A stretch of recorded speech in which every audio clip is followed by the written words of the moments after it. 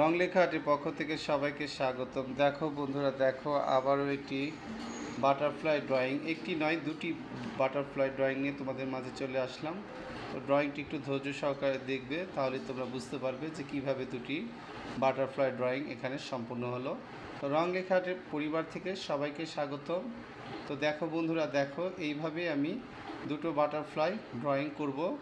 আগে আমি পেন্সিল দিয়ে এখানে ফ্রি হ্যান্ডে ড্রয়িংটি করে নিচ্ছি এবং তারপরে এখানে আমি কালো রং দিয়ে এখানে বাটারফ্লাইটি ফুটিয়ে তুলব।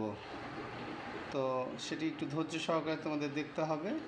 তুমি দেখে তোমরা অবশ্যই, আবারও বলছি, লাইক কমেন্ট শেয়ারটি করে দিও। আর আমার একটি ইউটিউব চ্যানেল আছে, সেখানে রং লেখা আর্ট ইংলিশে, তোমরা গিয়ে প্লিজ সাবস্ক্রাইব করে দিও।